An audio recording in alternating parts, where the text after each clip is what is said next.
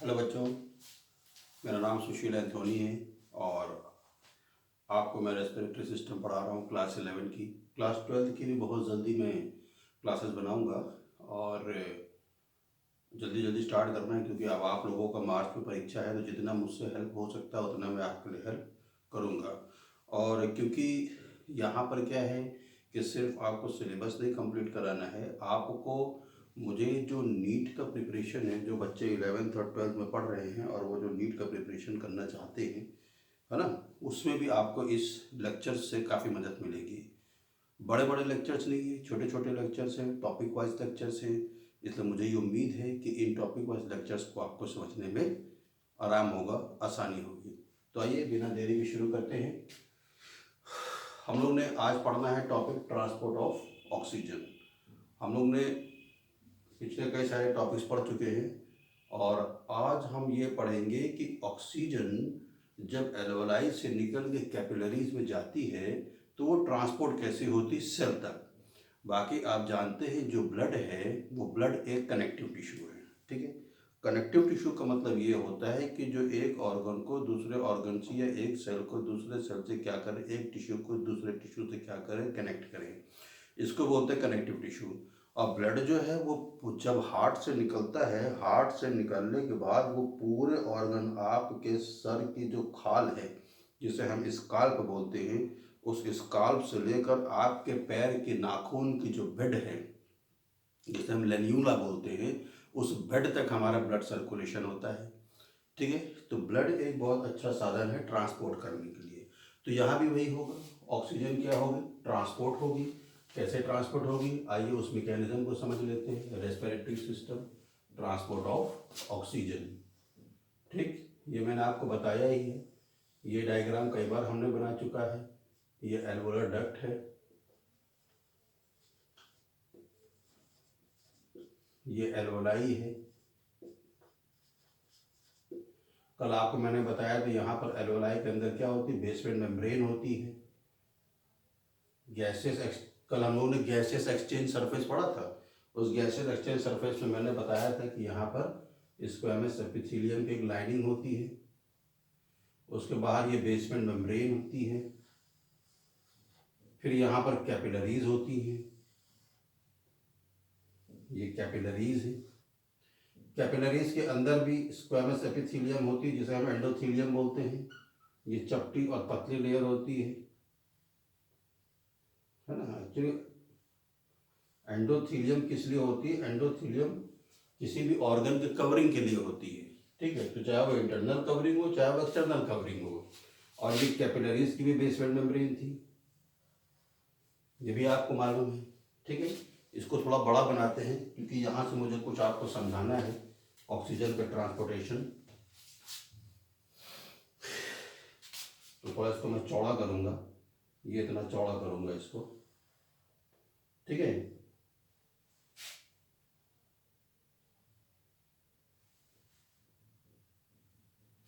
खैर ये अभी थोड़ा सा गीला है इसलिए नहीं पकड़ में आ रहा है, जब ड्राई हो जाएगा तब पकड़ में आएगा ये, ठीक है। तो ये भी स्क्वैमस लाइनिंग एपिथेलियम है, इसको एंडोथेलियम बोलते हैं। इसके बाहर ये बेसमेंट मेम्ब्रेन है, ठीक है। अब आपको पता है कि यहाँ पर according to the concentration gradient यहाँ पर ऑक्सीजन क्या होता है, आता है। अभी हम सिर्फ ऑक्सीजन की बात करेंगे, अभी हम कार्बन डाइऑक्साइड की बात नहीं करेंगे, क्योंकि अभी हमको सिर्फ पढ़ना है कि ट्रांसपोर्ट ऑफ ऑक्सीजन कैसे होता है। तो जब यहाँ पर आपने इनहेलेशन किया तो इनहेलेशन के थ्रू क्या हुआ, यहाँ पर ऑक्सीजन अंदर आ गया। जब यहाँ पर ऑक्सीजन अंदर आ गया तो ऑक्सीजन अंदर आने के बाद अभी आपको मालूम है कि फ्रॉम हायर कंसेंट्रेशन यहाँ पर ऑक्सीजन का प्रेशर कितना होगा, यहाँ पर ऑक्सीजन का प्रेशर कितना होगा, कोई बता सकता है। यहाँ पर ऑक्सीजन का प्रेशर है 104 मिलीमीटर ऑफ मर्करी, और यहाँ पर CO2 का जो प्रेशर था, पार्शियल प्रेशर, जो पार्शियल प्रेशर था CO2 का, दैट वाज 40 mmFHg। ये सबको पता है, ये सब जानते हैं, ठीक है। अब यहाँ पर क्या होगा बेटा कि अब यहाँ पर ही आपको मालूम है जो ब्लड है, आपका ब्लड है ना। ये ब्लड आपका दो कंपोनेंट से मिलकर बना हुआ है, ठीक। एक आपका कंपोनेंट है सेल्स और एक आपका कंपोनेंट है प्लाज्मा। कोई दिक्कत नहीं। प्लाज्मा क्या है, एक लिक्विड पार्ट है, इससे दिख नहीं रहा होगा साफ। प्लाज्मा क्या है, एक लिक्विड पार्ट है, ठीक है। प्लाज्मा एक लिक्विड पार्ट है और जो सेल्स है वो क्या है, सॉलिड पार्ट है। तो यानी आपका ब्लड सॉलिड और लिक्विड दोनों से मिलकर बना हुआ है। अब इस सेल्स के अंदर आप लोग सब जानते हैं कि यहाँ पर आपके पास आरबीसीज है, यहाँ पर आपके पास डब्ल्यूबीसीज है, यहाँ पर आपके पास प्लेटलेट्स है, ठीक है। ये सब सेल्स के कंटेंट है। प्लाज्मा का जो कंटेंट होता है ब्लड के अंदर दैट वाज 55%, ठीक है। सेल्स का जो कंसंट्रेशन होता है या जो सेल का प्रेजेंस होता है ब्लड के अंदर दैट इज 45%। ज्यादा डिफरेंस नहीं है, इसलिए ब्लड गाढ़ा होता है ना। तो अब हम इसमें, अब ये चीज बात आप समझ गए। प्लाज्मा क्या है, plasma is a protein. Plasma क्या है, एक प्रोटीन है, ठीक। अब हम इस सेल्स में से और किसी सेल की बात ना करके हम सिर्फ बात करेंगे आज आरबीसीज की। हम सिर्फ किसकी बात करेंगे, आरबीसीज की बात करेंगे, ठीक है। इसको मैं रद्द कर दूं। ये हम जब कार्डियोवास्कुलर या सर्कुलेटरी सिस्टम आपको पढ़ाएंगे तब उसमें आपको ये चीज बताएंगे, ठीक।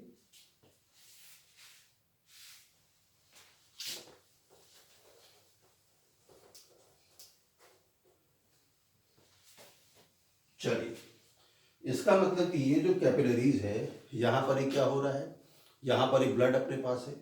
आपको मालूम है यहाँ पर डीऑक्सीजनेटेड ब्लड है, क्योंकि डीऑक्सीजनेटेड ब्लड यहाँ से क्या करेगा, CO2 को यहाँ छोड़ेगा एल्वोलाई में या लंग्स में और ऑक्सीजन को यहाँ से ले लेगा। अभी मैंने आपको बताया कि ब्लड के अंदर जो सॉलिड पार्ट है सेल्स, उसके अंदर एक आरबीसीज होता है। ऑक्सीजन को कैरी करने के लिए, ध्यान दीजिएगा ये बहुत इंपॉर्टेंट है, ऑक्सीजन को कैरी करने के लिए आरबीसीज की जरूरत होती है, ठीक है। ऑक्सीजन को कैरी करने के लिए आरबीसीज की जरूरत होती है। आरबीसीज को एरिथ्रोसाइट भी बोलते हैं, आरबीसीज को एरिथ्रोसाइट भी बोलते हैं। एरिथ्रो मतलब होता है रेड, तो आरबीसीज क्या है, रेड ब्लड सेल्स है। इज इट क्लियर, आरबीसीज होता है, ठीक। अब हो सकता है कुछ बच्चों का क्लास में लेक्चर हो भी चुका हो सर्कुलेटरी सिस्टम का, कोई मुझे बताएगा आरबीसीज लाल क्यों दिखता है। आरबीसीज लाल इसलिए दिखता है क्योंकि आरबीसीज के अंदर एक पिगमेंट पाया जाता है। There is a one pigment in RBCs या आरबीसी। पिगमेंट मतलब होता है जो कलर देता है। जैसे आपकी स्किन की किसी की वाइट कलर है, किसी का थोड़ा सा ब्लैक कलर है, जैसे मेरा ब्लैक कलर है तो मेरा डार्क पिगमेंट है। खैर वो जीनोटाइप पे डिपेंड करता है, वो हम लोग पढ़ेंगे उसको। तो आरबीसीज के अंदर एक पिगमेंट होता है, that pigment is called haemoglobin. That pigment is called haemoglobin, ठीक है। हीमोग्लोबिन की वजह से ही ब्लड हमको क्या दिखता है, रेड दिखता है। ये बात आपको समझ में आ गई। अब now this haemoglobin has the capacity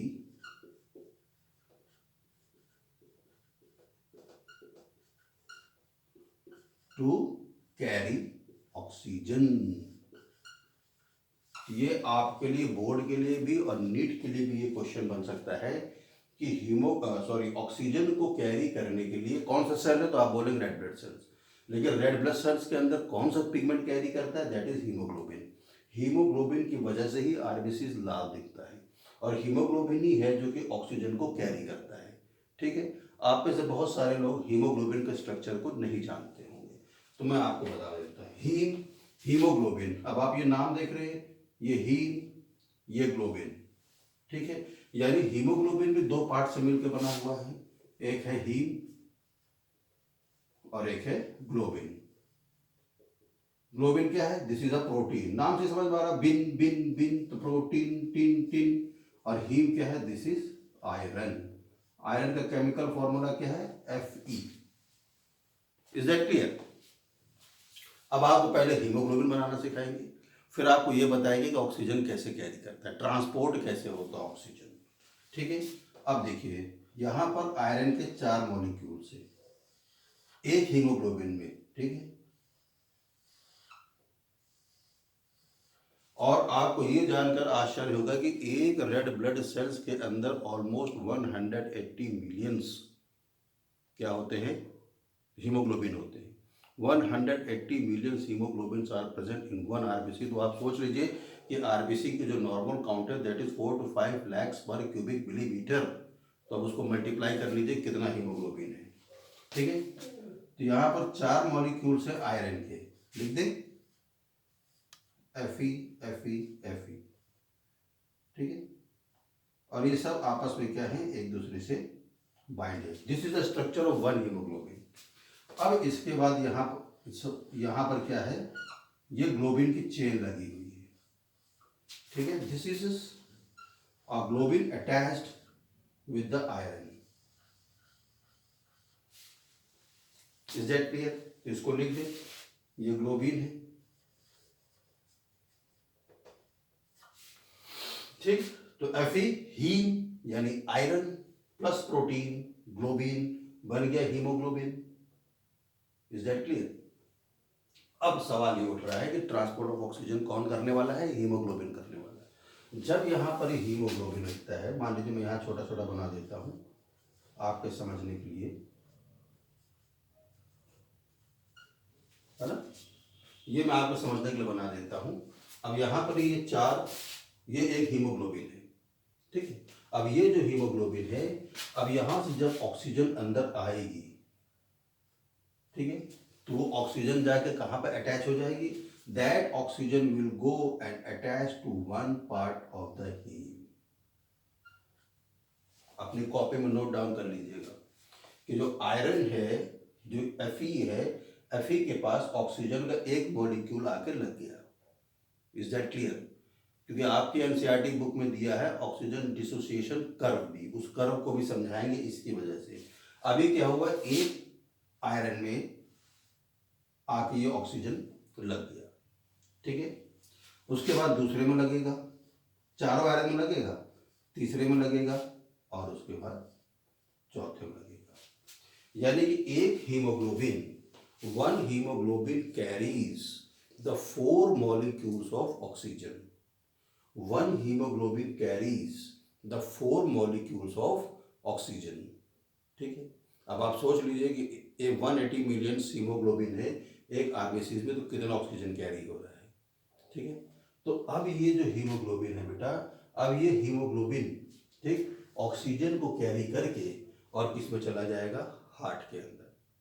क्योंकि अब ये डीऑक्सीजनेटेड ब्लड था, CO2 यहाँ से वहाँ, ट्रांसपोर्ट ऑफ CO2 में पढ़ेंगे कि CO2 यहाँ से वहाँ जाती कैसे है। जैसे ऑक्सीजन यहाँ से यहाँ आ रही है, वैसे CO2 भी वहाँ से वहाँ जाती कैसे है। मैंने आपको बताया फ्रॉम हायर कंसंट्रेशन, क्योंकि ऑक्सीजन की कंसंट्रेशन ज़्यादा है, यहाँ पर ऑक्सीजन की कंसंट्रेशन कम थी क्योंकि ये डीऑक्सीजनेटेड ब्लड था। यहाँ पर कार्बन डाइऑक्साइड की कंसंट्रेशन ज़्यादा है, ठीक है, इसलिए ये डीऑक्सीजनेटेड ब्लड था। Is that clear? Now this haemoglobin carries the oxygen. ठीक, यानी एक हीमोग्लोबिन में 4 आयरन है, तो चारों आयरन अपना एक एक ऑक्सीजन का झंडा क्या कर लिए, पकड़ लिए। और अब ये यहाँ से पढ़ेंगे पहली चीज, first thing. Second thing is very important कि दैट ऑक्सीजन जो है oxygen is very less soluble in the water. इसको आप प्लीज नोट डाउन कर लीजिए, या इस वीडियो को बार बार रिवाइंड करके देख लीजिएगा जब मैं आपको बात बता रहा हूँ। ऑक्सीजन is very less, यहाँ लिख दूँ, oxygen is very low dissolved in water। तो ऑक्सीजन जो है वो वाटर में बहुत कम डिसॉल्व होती है। अब आप कहेंगे वाटर कहाँ आ गया, वाटर मतलब लिक्विड फ्लूइड पार्ट आ गया। ठीक, ये आरबीसी ये तो सॉलिड पार्ट था। मैंने अभी आपको ब्लड का यहाँ पर बताया था सिस्टम, ठीक है, कि ब्लड जो है वो 2 कंपोनेंट से बना है, एक सेल से बना है, 45% सेल ही सेल है, आरबीसी डब्ल्यूबीसी प्लेटलेट्स, थ्रोम्बोसाइट्स से बोलते प्लेटलेट्स को, और दूसरा किससे बना है, प्लाज्मा से। तो प्लाज्मा क्या फ्लूइड पार्ट है, लिक्विड पार्ट है। तो ये यहाँ पर प्लाज्मा से भरा पड़ा है कैपिलरी में। ये एक ही आरबीसी बनाया हूँ। There are 4 the normal count of RBCs in a human blood is 4 to 5 lakhs per cubic millimetre, यानी हर एक क्यूबिक मिलीमीटर में 4 से 5 लाख रेड ब्लड सेल्स होते हैं। ठीक है, नोट डाउन करते रहिएगा जब मैं बोल रहा हूँ। ये क्या है? ये प्लाज्मा है। मैंने क्या बताया? Oxygen is very low dissolve in water. जब ऑक्सीजन यहाँ से इस आरबीसीज में जाती है तो ऑक्सीजन प्लाज्मा के अंदर भी आ जाती है, लेकिन क्योंकि वो पानी के अंदर बहुत कम डिजॉल्व होती है, इसीलिए यहाँ पर इससे जो प्लाज्मा के अंदर ऑक्सीजन की जो प्रेजेंस होती है that is only 3%। That is only 3%। Please ठीक है, ऑक्सीजन जो प्लाज्मा के अंदर डिजॉल्व रहती है, डिजॉल्व ऑक्सीजन, वो सिर्फ कितनी है? 3%। अब बाकी 97% आप समझ सकते हैं कौन लेके चला जाता है? आरबीसीज। आरबीसीज के अंदर जो पिगमेंट है हीमोग्लोबिन, 97% ऑक्सीजन किसके अंदर चली जाती है? आरबीसीज के अंदर। क्यों? Because oxygen is very low dissolve in water. इतनी बात समझ में आ गई। अब आगे का बताता हूं मैं आपको। इसको रब कर दे।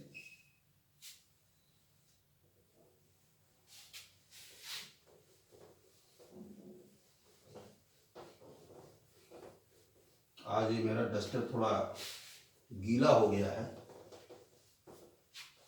खैर कोई बात नहीं, बात गीले या पीले होने की नहीं है। बात ये है कि मैं आपको आप तक कितनी अच्छी शिक्षा को पहुंचा सकता हूं। ठीक है बेटा, इतनी बात आपको समझ में आ गई। अब ये जो आरबीसीज है, अब ये कैरी होना है। आपको मैंने कितनी बार बता दिया था कि यहाँ पर ही आपका हार्ट है। अब ये जो ब्लड है, ये ब्लड निकल के किस में आएगा? ये लेफ्ट एट्रियम है, ये लेफ्ट वेंट्रिकल है, ये राइट एट्रियम है, ये राइट वेंट्रिकल है। अब यही oxygenated, now this blood is oxygenated. Is that clear? ये ब्लड अब क्या हो चुका है बेटा? ऑक्सीजनेटेड हो चुका है। लेकिन जो ऑक्सीजनेटेड ब्लड होता है वो निकल के किस में आएगा? लेफ्ट एट्रियम में। ठीक, लेफ्ट एट्रियम से हम निकल के किस में चला जाएगा? लेफ्ट वेंट्रिकल में। लेफ्ट वेंट्रिकल से यहाँ आयोटा निकली होती है, आयोटा से निकल के किस में चला जाएगा? सिस्टम में। ठीक, यह हमने सिस्टम में लिया है ब्लड को। सिस्टम में लाने के बाद यहाँ पर क्या है? कई जगह ब्रांचेस हो जाती हैं। ये मान लीजिए एक ऑर्गन है, कोई भी ऑर्गन लगा लेते हैं, जरूरी नहीं कौन सा ऑर्गन, कोई भी एक ऑर्गन है। इस ऑर्गन का अपना सेल है। ये मान लीजिए सेल है। मैंने आपको स्टार्टिंग में बताया था कि जो सेल रहता है वो सेल अपने अंदर मौजूद ऑक्सीजन को ग्लूकोज के साथ ऑक्सीडाइज करके एटीपी बना लेता है, यानी कि उसकी ऑक्सीजन यूज अप हो चुकी है।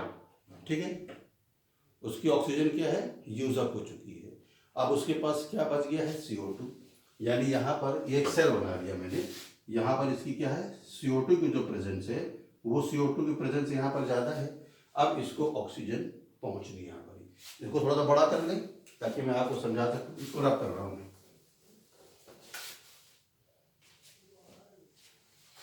ठीक है, आप उसको हार्ट को छोड़ दीजिए। अब आपके पास ये सेल आ गया है। This is now one cell, this is a deoxygenated cell. और ये डीऑक्सीजनेटेड सेल अब क्या करेगा? अब इसको यहां पर ही ऑक्सीजन हमको देनी है। ठीक है, अब यहां से आया है, ब्लड आ गया, इसके पास CO2 है। लेकिन हीमोग्लोबिन इतना शैतान होता है, इतना बदमाश होता है कि हीमोग्लोबिन अपने ऑक्सीजन को देना नहीं चाहता। हीमोग्लोबिन ऑक्सीजन को एक बार पकड़ लेता है, 4 मॉलिक्यूल्स ऑफ ऑक्सीजन को एक हीमोग्लोबिन पकड़ लेता है, तो वो अपने ऑक्सीजन को सेल्स को देना नहीं चाहता। कह सकते हैं कि वो बॉयफ्रेंड और गर्लफ्रेंड एक दूसरे में बड़ी मोहब्बत है, वो देना नहीं चाहते। अब सेल क्या करेगा? भाई सेल को तो ऑक्सीजन चाहिए क्योंकि उसके अंदर ग्लूकोज मौजूद है। जब उसके अंदर ग्लूकोज मौजूद है तो उसको ऑक्सीजन चाहिए, जिससे वो एटीपी बनाएगा, उससे हमको एनर्जी मिलेगी, हम काम करेंगे। Is it it? तो अच्छा, एक चीज मैं भूल गया, सॉरी। जो हीमोग्लोबिन ऑक्सीजन को पकड़ लेता है, that is called the affinity of haemoglobin haemoglobin का एच भी लिखते हैं। आप लोग कितने लोग डॉक्टर के पास गए होंगे, उन्होंने आपको टेस्ट लिखा होगा एच है ना, तो हीमोग्लोबिन बोलते हैं। Affinity of H two carry oxygen. Affinity मतलब होता है कि उसकी मतलब कि उसकी जो कॉम्बिनेशन क्षमता है, तो हीमोग्लोबिन की कॉम्बिनेशन जो हीमोग्लोबिन ऑक्सीजन को कैरी करता है उसे बोलते हैं affinity of haemoglobin to carry oxygen. लेकिन मैंने आपसे बताया कि हीमोग्लोबिन क्या है, ऑक्सीजन को देना नहीं मांगता है। जब देना नहीं मांगता है तो यहाँ पर CO2 भरा पड़ा है, तो बेचारा वो कैसे ऑक्सीजन लेगा। ठीक है, इज दैट क्लियर? तो यहाँ पर ही इसको हम नेक्स्ट टॉपिक में डिस्कस करेंगे कि ऐसे कौन कौन से, अच्छा ठीक है, affinity of haemoglobin to carry oxygen. Once the haemoglobin attached with oxygen, then that hemoglobin will be called oxyhemoglobin. उस हीमोग्लोबिन को हम क्या बोलेंगे, ऑक्सीहीमोग्लोबिन। अगर ये आपके परीक्षा या एग्जाम में आता ऑक्सीहीमोग्लोबिन लिखा है, इसका मतलब कि हीमोग्लोबिन ने ऑक्सीजन को कैरी कर लिया है। ठीक है, पहली चीज। दूसरी चीज, जो यहाँ पर CO2 सॉरी जो सेल यहाँ पर डीऑक्सीजनेटेड सेल है अब ये ब्लड उसको ऑक्सीजन देना है, और जो हीमोग्लोबिन है वो ऑक्सीजन को देना नहीं चाह रहा है। ठीक है, पहली चीज।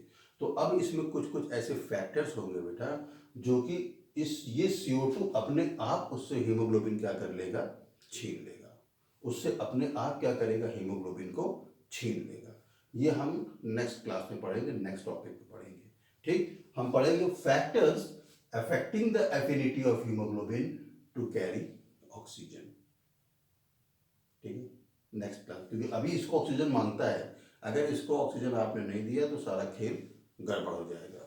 मेरा आपसे रिक्वेस्ट है, अगर ये वीडियोस आपको पसंद आती हैं, आपको लगता है कि आपके लिए यूजफुल हो रही हैं, तो आप इसको प्लीज़ लाइक करिए, सब्सक्राइब करिए, शेयर करिए।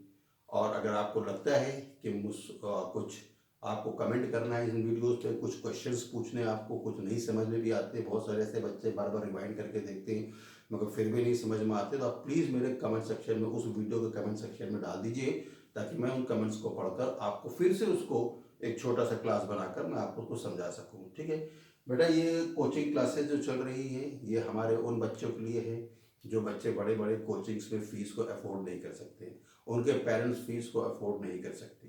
ठीक है, लेकिन वो बच्चे, वो पेरेंट्स, क्योंकि आज के डेट में कोरोना क्या बोलते हैं, पेंडेमिक चल रहा है, और आप जानते हैं सबकी ऑनलाइन क्लासेस चल रही है।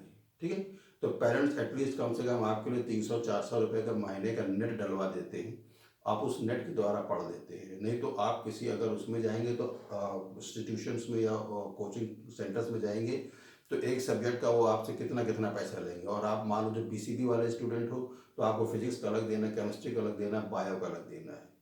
ठीक है, यहाँ पर आपको फ्री ऑफ कॉस्ट है। इसलिए रिक्वेस्ट है कि आप भी देखें और बच्चों को जोड़ें, इसको शेयर करें, लिंक को शेयर करें, तो कम से कम ये होगा कि दूसरे बच्चे को फ़ायदा होगा। अगर आपको लग रहा है कि क्लासेस में कुछ चीज़ें समझ में नहीं आ रही हैं तो आप प्लीज़ उसे कमेंट सेक्शन में लिखिएगा। Okay, bye bye.